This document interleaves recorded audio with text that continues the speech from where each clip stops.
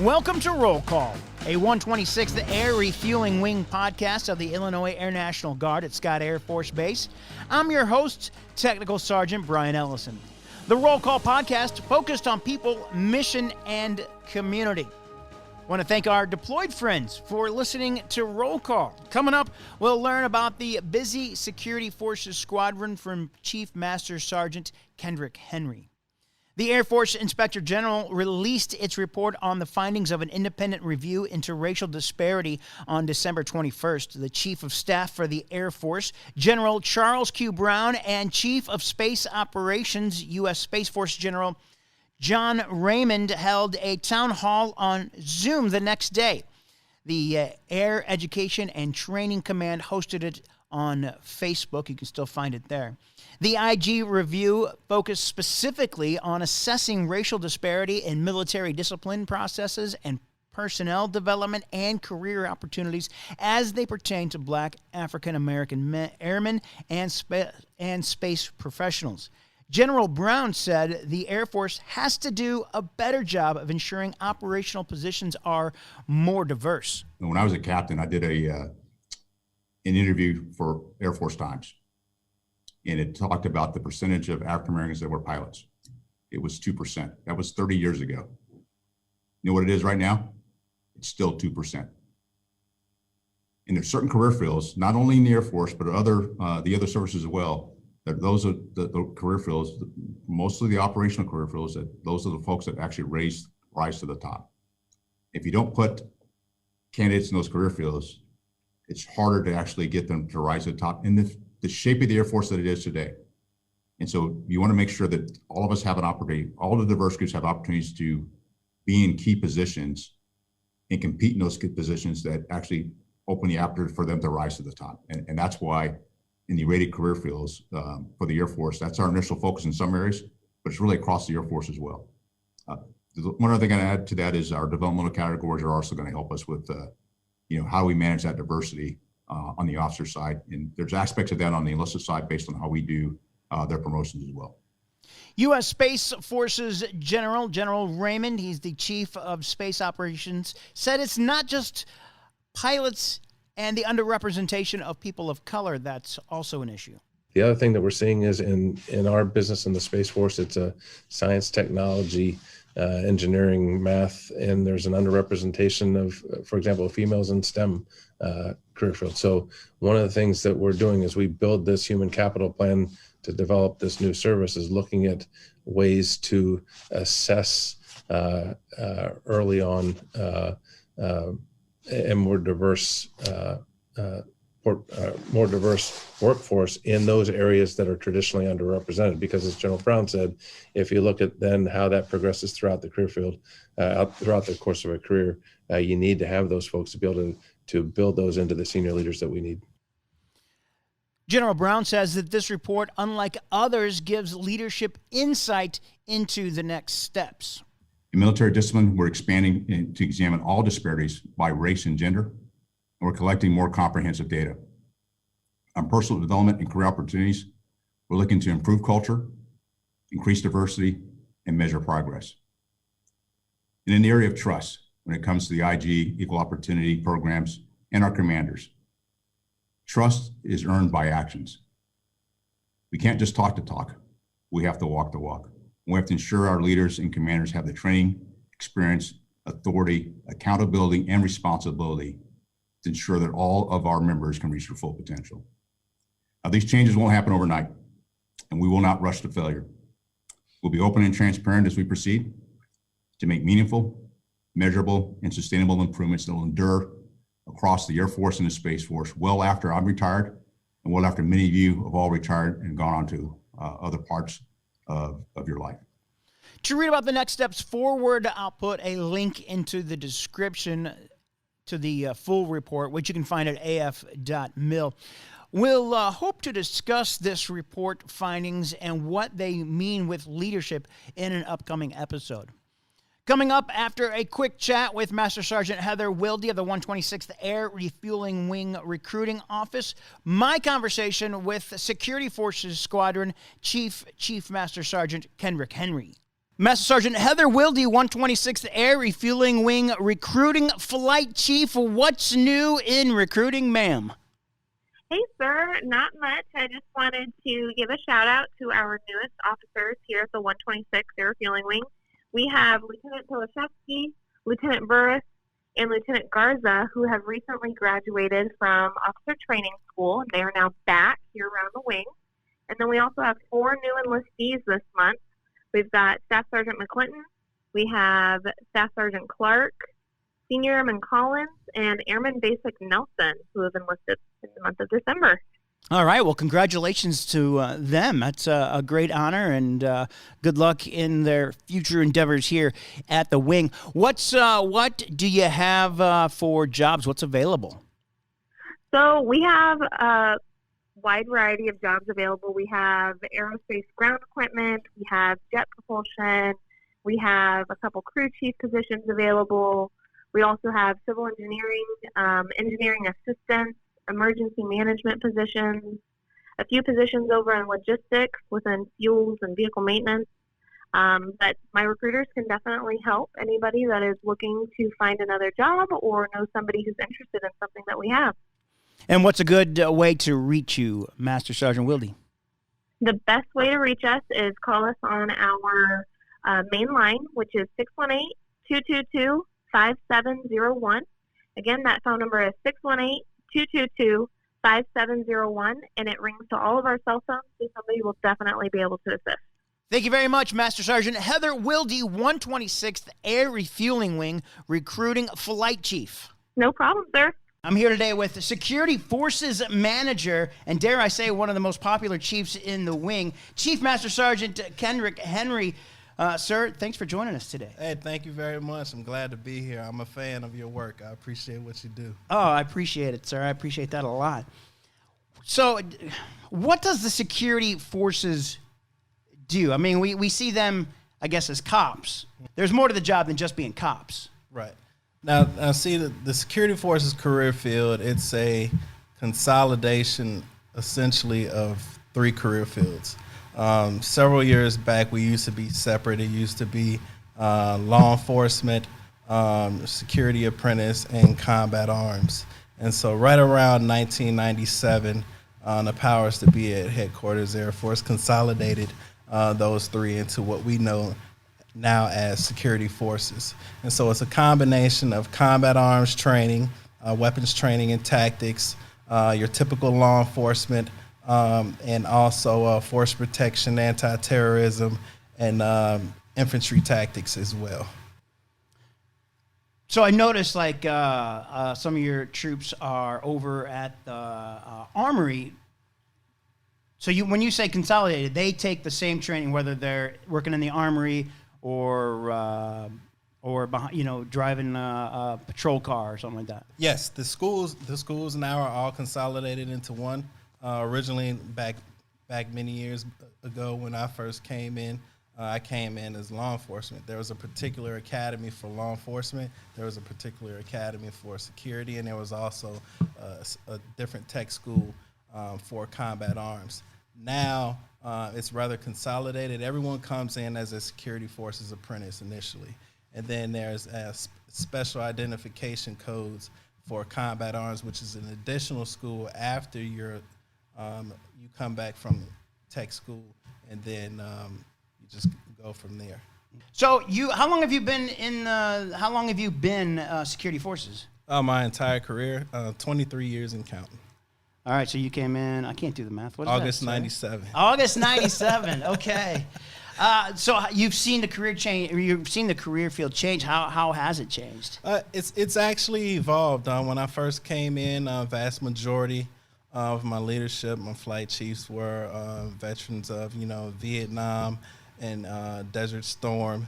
And so as our mentality and philosophy kind of shifted into a different type of war, as we went after 9/11, and as we started deploying to places like Iraq and Afghanistan to fight the Iraqi freedom and enduring freedom, the war kind of shifted to being more sort of a psychological warfare instead of just your face-to-face type of enemy.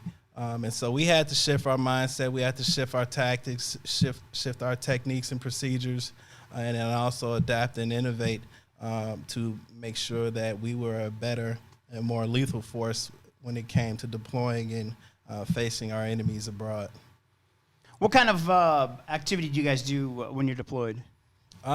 It ranges from typical law and order, also force protection, perimeter defense, outside the wire infantry patrols, base zone security. A lot of our deployments over the past several years have been, we've been integrated with the Army, integrated with the Marine Corps. And so we've definitely had an opportunity to have our footprint in a joint environment. What's that like working with the other branches? Oh, it's a great experience. I've had the opportunity to work with both branches of service. The cultures are different. There's definitely some adaptation that needs to happen. But ultimately, we're all there for the same reason, and we come together to accomplish the mission.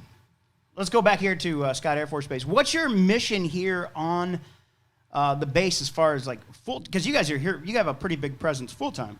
Yes, my full-time staff, and first and foremost, I got to give kudos to my full-time staff because they're absolute rock stars on what they do day in and day out to maintain squadron requirements and accomplish the mission to prepare the wing to support the RCP rotations and things of that nature. But what we do is ultimately we prepare to deploy. We also have a deep footprint in the support of the nuclear support mission. And so we continuously train and stay up to date on policies and procedures for what governs that. We fine-tune our skills and prepare for training for our drill status guardsmen on the weekends so that they can stay proficient, and at a moment's notice when we need them and we call them, they can be prepared to rapidly deploy as well. But one thing I can't forget is that our stateside mission and how we support the state mission, and that's through domestic operations.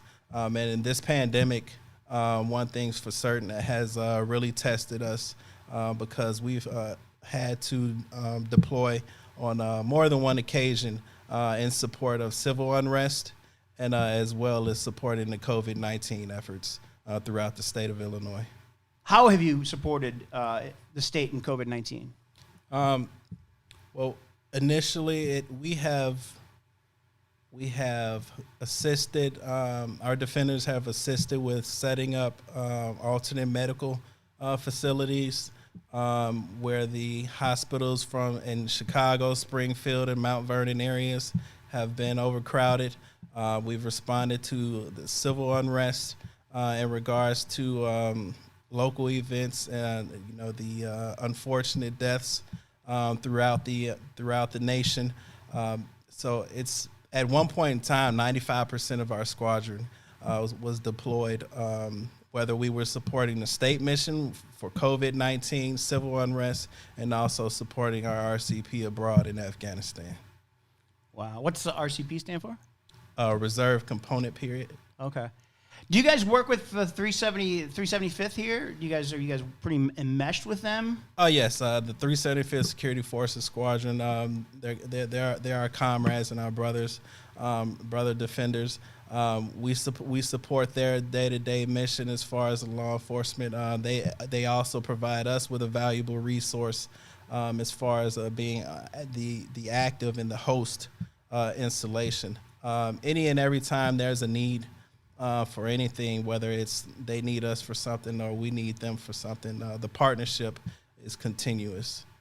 You're the chief over a squadron with a lot of moving pieces. How do you manage that?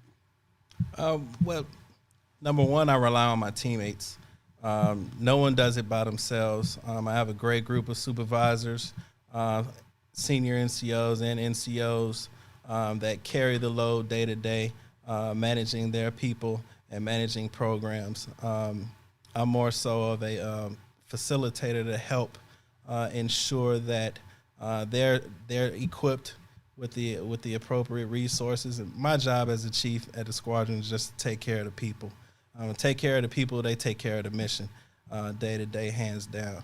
And so it helps when you have a great group of individuals that work with you, because they tend to make mission accomplishment very easy. Getting to that, what's your command philosophy, your leadership philosophy? I make efforts to make sure that I am fair, consistent, and I tend to hold people as well as myself to a high standard.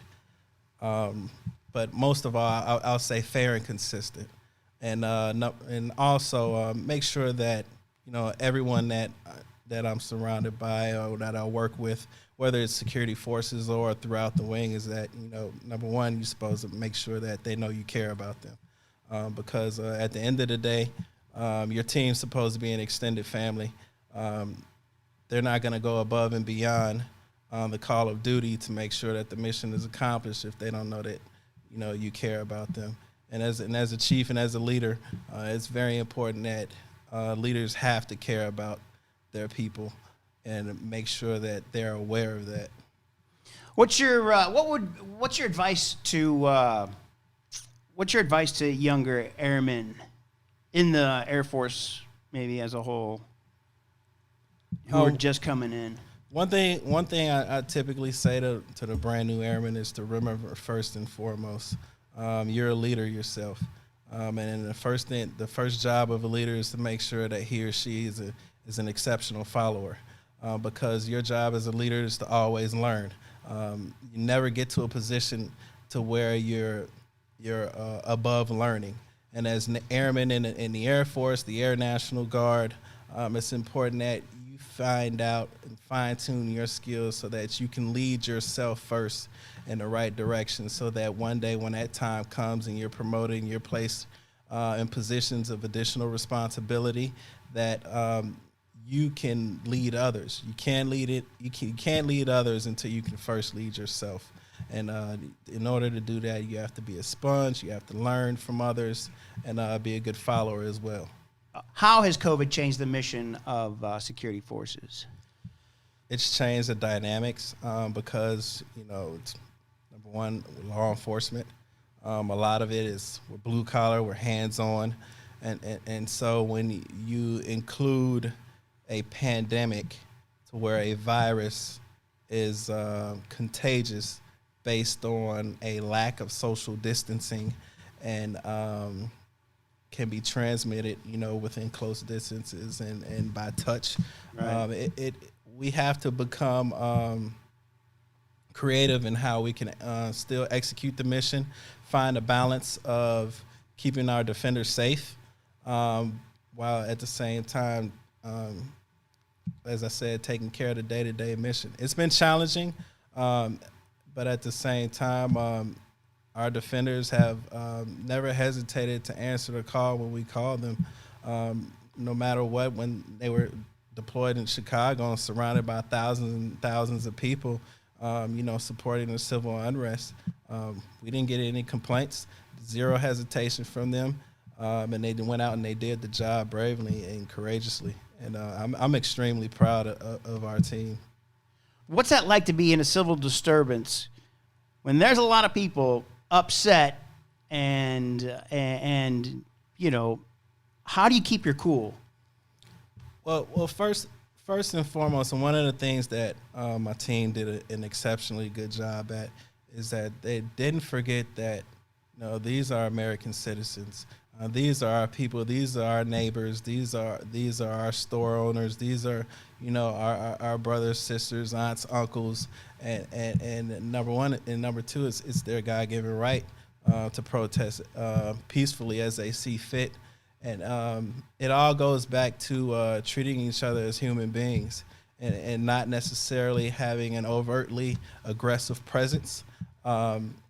Everyone knows that that you have a job to do. And one thing that worked to our benefit is that our defenders went up to Chicago, and they went there and they treated everyone as human beings. And you'll be surprised on how the tone of the protesters shifted, because when they were faced with the military presence, hey, as long as they're being treated as human beings and civil, they reciprocated that behavior as well. That must be a nice feeling to know that there's some tension there, but you're still respected. Yes, absolutely. What was your role during that? As a chief, a lot of times you're stuck in the rear with the gear.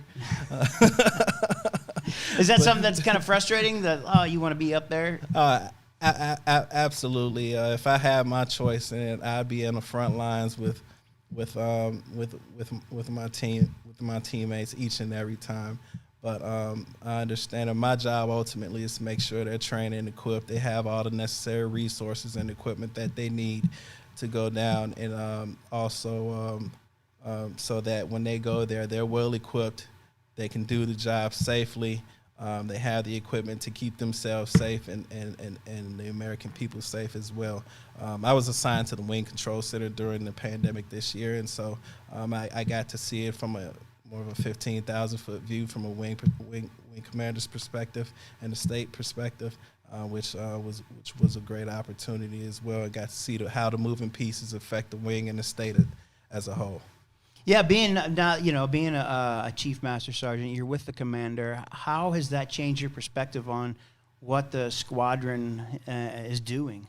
Well, it honestly it didn't. Becoming a chief didn't necessarily change the perspective for me, because I had a lot of great leaders before me that kind of planted the seed on what I need to be thinking about before I assume the position. It's all about the commander's intent. And although we're a squadron, our intent falls in lines with the wing commander's intent, who ultimately falls in line with the governor's intent for the state of Illinois. And so it's important for us to be educated and informed on what's expected of us from the big picture, and how our role down at the tactical level, how it plays all the way up the lines to the state priorities, and all the way up to the president's national security strategy. Why did you join the National Guard? I joined the National. Honestly, I was a teenager, and my grandfather, he was a World War II veteran, as well, and he served in the Army. Later transitioned to the Army Air Corps. Nice. And then he ultimately retired a tech sergeant in the Air Force in his early stages. And didn't find out until several years, probably about 21 years into my career, that he was a defender also. And so, really? It was kind of awesome. But ultimately, I joined because I wanted to make a difference. I wanted to be a part of something that was more than myself. I wanted to help others. And so I saw the position of, at the time, it was law enforcement apprentice, security police. I wanted to be a part of something that was to better my community. I was originally from the south side of Chicago, and I wanted to be a part of something greater than myself. And the Air National Guard was absolutely that. It afforded me opportunities to travel 13 different countries to date. Wow. Several deployments, which I love each and every single one of them for their experiences. And I also got to meet a lot of great people, in which I'll cherish those relationships for the rest of my life. Why'd you choose? So let me ask you this. You're from the South Side. Yes. White Sox fan? Born White Sox, but I'm a Cubs fan. Oh, what? That hurts, sir. Now that I no longer live in Chicago, I love the Cubs and the Sox. Oh, okay. Well, both. see, now I'm a Sox fan. Okay. When I was growing up from St. Louis, because we're crazy about baseball, all my friends said you have to have an American League team. Mm-hmm. Well, Chicago was my favorite city outside of St. Louis, so I was like, the White Sox, got to be the White Sox. So Okay. I've been a White Sox fan since like the mid '80s. So, they. Carlton Fisk. Oh yeah, Carl.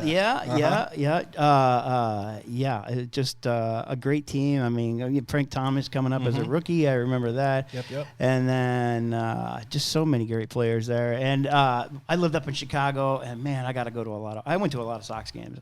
It was nice. Yeah, my grandfather took me to more Cubs games. That's how I was introduced to Wrigleyville. Oh man. That's a schlep up to the north side, too, on the red line all the way up. It's like, man, that's too bad, sir. I hate to hear that. Man. So are there any positions available for full-time or DSG side of for security forces? We do have positions open on the DSG side, definitely. If anyone's interested, they could definitely just contact the recruiting section. They'll point them right in the right direction. And on the full-time side, we currently do not have any vacancies. Why did you join the 126th Air Refueling Wing? The 126 was actually originally near Chicago. It was before they made the relocation to Scott Air Force Base. I was making a decision of whether or not to go active duty or guard. But I have to say, at the time, the decision fell on the recruiter. And at the time, it was Technical Sergeant Curtis Thompson. He's a retired senior now. Okay. And the way he explained to me what the Air National Guard could provide. At the time, I was a 17-year-old kid. Didn't necessarily know which direction I wanted to go. But just sitting down with him time and time, and his patience and everything, he kind of sealed the deal for me. He actually gave me some time to think about it, didn't pressure me, and then I ultimately made the call and told him, "Hey, I want to do it," and he was like, "All right, come on." So you took care. I mean, obviously you're a chief. You took care of you took the education benefits. Yes. What'd you major in? Management with emphasis in human resources. What advice do you have for airmen who are looking to get promoted and maybe becoming chief someday? I would say it starts from day one when you walk in the door. Your first impression, how you portray yourself. You are your own brand. You have to brand yourself right away in a positive manner. You come in, you hit the ground running, and have an understanding that I'm here to learn, and look around you and take the good, bad from each and every one of your leaders and peers and use that to your advantage. Be diligent and be consistent in your duties, and the right people will see it, and hard work never goes unrecognized. You will ultimately achieve your goals and maybe beyond your own expectations. Who's somebody that you looked up to, maybe you saw as a mentor when you were coming up through the ranks? Well, my predecessor, and I thanked him at my promotion ceremony, Chief Jersey Rosner. He was one that when I was trying to look at, how am I going to maneuver and navigate to try to make myself known, other than just, the typical day-to-day, doing the day-to-day duties. He gave me my first opportunity on the administrative side, working security forces plans. And I'll be forever grateful for him to that, because it gave me an opportunity to be, for my work, to be seen at the senior enlisted level. The ops superintendent and the chief knew that, okay, that I did the work that he presented, and then it just afforded different opportunities as well. But I've come across a lot of great mentors in my career. Just to name two additional, Chief Jennifer Kersey, she was my chief when I was deployed in Afghanistan. Probably one of the greatest chiefs I ever come across. She was a leader's leader, and she was a defender to the heart. And also Chief Fitzroy Howe, who just recently retired. Those three chiefs, I can honestly say, had a huge impact in my career. For number one, giving me opportunities and not being afraid to spend time with me, kind of smoothing those rough edges and kind of giving me the guidance that I needed to look forward in the future direction. Do the chiefs in the wing meet together and discuss things that are going on in the wing as a whole? Yeah, we actually we do that both at the wing level and the installation level. As far as the wing goes, the 126 Air Refueling Wing has their own chiefs group, where I currently sit as the vice president. We meet on the typically every other month to talk about senior enlisted issues and how we can better mentor and develop the enlisted force.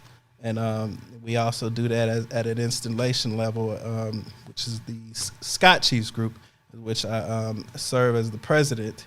And it's a consolidation of active duty guard and reserve chiefs, and we get together to discuss the same issues as far as how we can better develop our enlisted force. And it allows you an opportunity to sit down with different chiefs, your peers, but there's every chief has a story, and every chief has a different level of experience, and you can learn from each other just through simple conversations.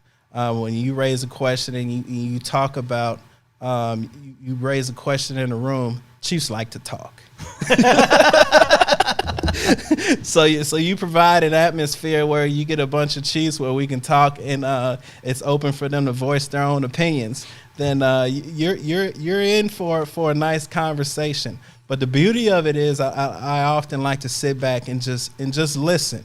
And because, as I stated, every chief has their own experience and a different perspective, and that's just the beauty of being surrounded because this is all coming from the top 1% of the enlisted force, and you'll be surprised of what you will learn just by sitting back and just listening and then providing your own input. And so, yes, we absolutely do have an opportunity where we get together. What issues do you see for maybe not only senior enlisted, but the lower enlisted, and maybe it's different for the traditional guardsmen who only come in once a month? Well, between full time and the drill status guardsmen, we just have to have an understanding that for full timers, the military is our lifestyle.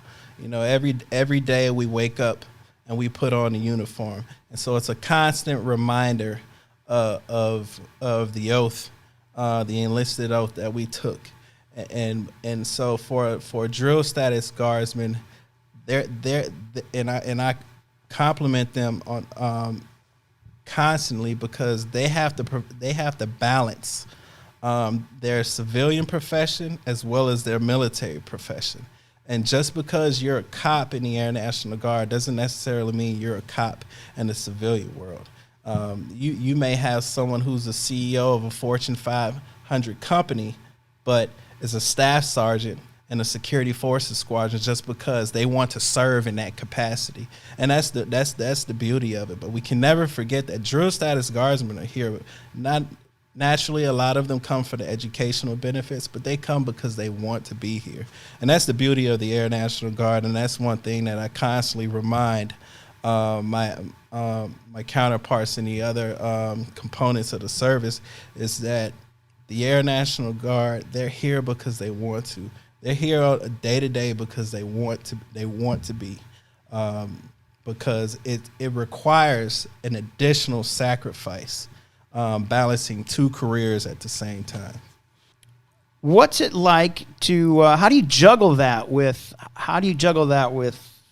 As a manager, security forces manager? How do you juggle that with your traditional guardsmen versus your full-time guardsmen? Is there? You know what I mean? It's not necessarily a balance because we've through innovation and technology, we've helped to try to provide a vehicle to where we're in constant communication with them. The social media sites and apps like GroupMe and things like that. And so instead of us just sending emails and hoping that they get them, we may send out notifications to them via GroupMe. And actually, once you get an entire squadron on one social media site, there's the official form of communication, and then there's the unofficial form of communication, which is good for morale and welfare. And it actually keeps me laughing sometimes as well. We just try to do our best to, even though they're not here 29 days out of the month, we try to create opportunities to make sure to keep them connected. And it's important to keep our drill status guardsmen connected to the unit when they're outside, and not just on the holidays and when they're here for UTAs, but throughout the week in the month as well. How do you balance your family life? Because it seems, I was full-time Army, and now I'm a guardsman who's full-time, and it just seems like a different balance when you're like home. Mm-hmm. How do you balance your family and your work life? You have to find out ways to when to cut it off, because the work is always going to be there. You'll never complete all of the work. There just has to be a balance. You put forth 100% effort towards completing what you can, and then there comes a time. I like to look at it as there's a thing called a masonry tool called a 24-inch gauge. Okay. And I kind of line that up into the hours in the day. And you have to divide it up into, there's time for work, there's time for rest, and there's time for, the family. And so you have to just kind of divide it up. And, okay, I'm going to apply this much time to, the day-to-day work, the job, the military, and then there's also time for self-improvement. There's also time for your family and making sure that their needs are met. And then there's also a time where you actually have to rest and recharge. And you have to divide that up equally and with your 24-inch gauge and your 24 hours of the day. Ultimately, because if you don't, then eventually one of those will suffer. What do you do for self-improvement? Because it seems like you're a chief, you might as well just, you're good. You graduated. Oh, no. See. As a chief, you're only halfway there. I constantly, you constantly have to look at things for self-improvement. There's additional PME opportunities for chiefs. I just finished the Chiefs Leadership course.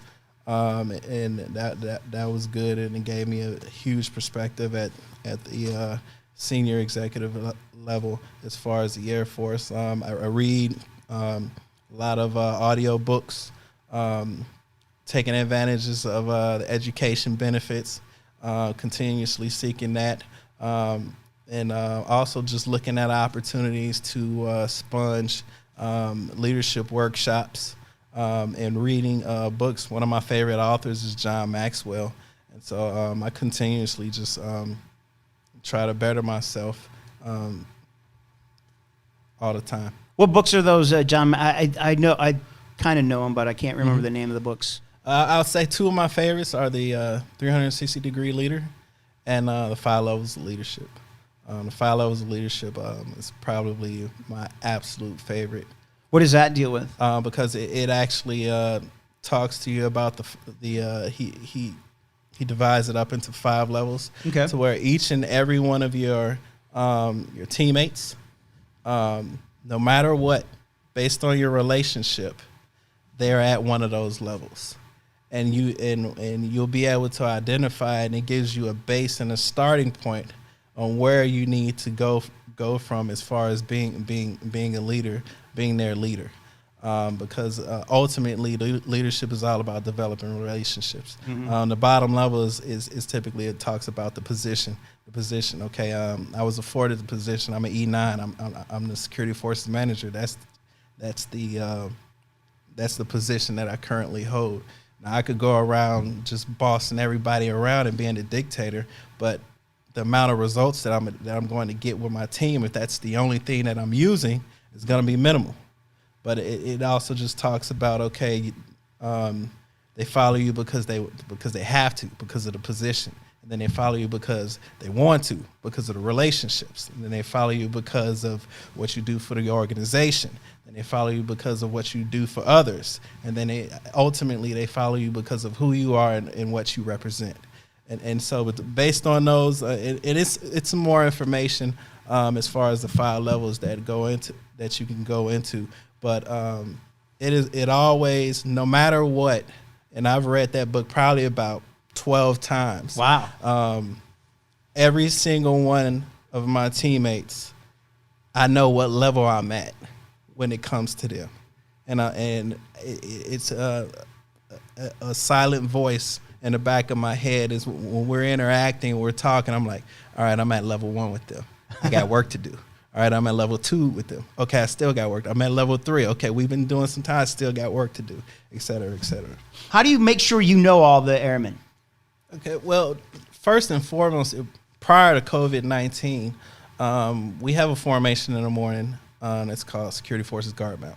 And that's kind of like your typical roll call. Everyone comes together, and we're kind of standing in formation. People are spaced out. And so one of the first things that I always do first thing in the morning is I go to each and every airman, and I shake their hands and ask them how they're doing. And so regardless of how busy the UTA, I've gone to every single member of my unit, looked them in the face, and actually shook their hand, had some type of interaction with them, and just to see how they're doing. And throughout the UTAs, you just got to make the time. As chiefs, it's easy to say, well, I'm a chief and I got all this stuff going on and I just don't have time to talk to my troops or whatever the case may be. Yeah, we can always make those excuses, but you just got to make it important, because the airmen with a capital A, they want to see their chief. They want to see the leaders of their squadron, and they want to get to know them. Now, naturally, you may not necessarily have the opportunity to go sit there and have ultimately a casual conversation, but in lieu of, in passing, I make every effort to ask them how they're doing, and I also pay attention to what it is that they're telling me. Like, I can go to one of my airmen, staff sergeants, and tech sergeants from UTA to UTA, and I know what classes they're enrolled in, and I know what challenges there, if they're having marital problems or if they just started a new job somewhere. And so it's when it comes time for drill, what I'm doing is it's more of a check-in for me. Hey, how you doing? And a lot of times I get a surprise face because they're surprised that I remember. Sure. But you just have to make it important. You have to make it important to know your people. As a leader in the squadron and throughout the wing and just period in the military, you have to make it a priority to get to know your people.